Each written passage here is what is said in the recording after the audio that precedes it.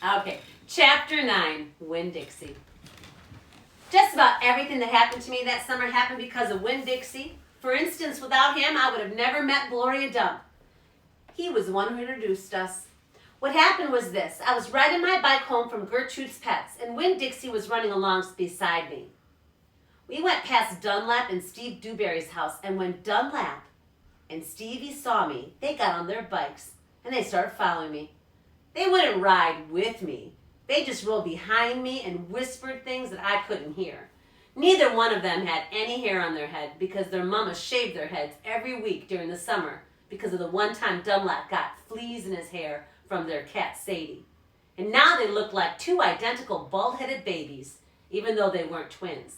Dunlap was 10 years old, like me, and Stevie was 9. He was kind of tall for his age. "I can hear you," I hollered back at them. "I can hear what you're saying." But I couldn't. Winn Dixie started to race way ahead of me. "You better watch out," Dunlap hollered. "That dog is headed right for the witch's house." "Winn Dixie," I called, but he kept on going faster and hopped a gate and went into the most overgrown jungle of a yard that I had ever seen. "You better go get your dog out of there," Dunlap said. "The witch is going to eat that dog," Stevie said. "Shut up," I told them.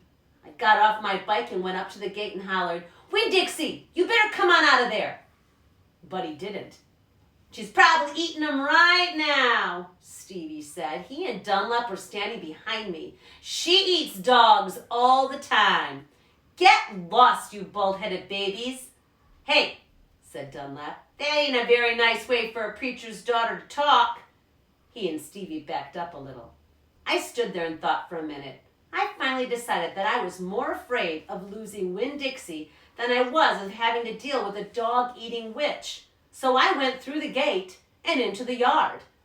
"The witch is going to eat the dog for dinner and you for dessert," Stevie said.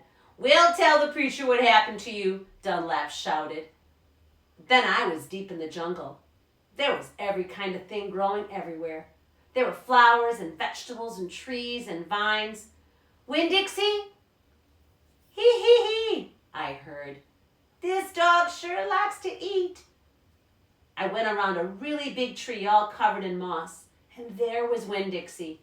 He was eating something right out of the witch's hand. She looked up at me. "This dog sure likes peanut butter. You can always trust a dog that likes peanut butter."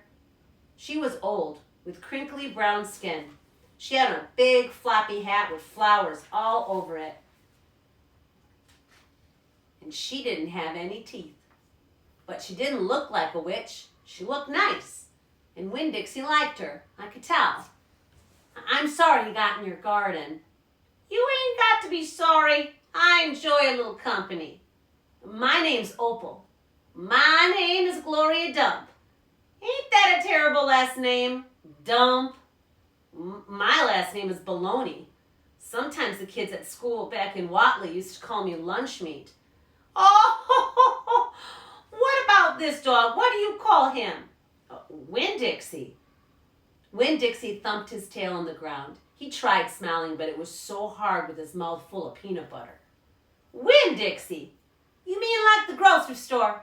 "Yes, ma'am." "Woo-wee! That takes a strange name prize, don't it?" "Yes, ma'am." "I was just fixing to make myself a peanut butter sandwich. Would you want one too?" "All right, yes, please." "Go on and sit down," she said, pointing at a lawn chair with a black back all busted out of it. But sit down careful." I did sit down careful, and Gloria Dump made me a peanut butter sandwich on white bread. And then she made one for herself, and she put her false teeth in to eat it. And when she was done, she said to me, "You know, my eyes ain't too good at all.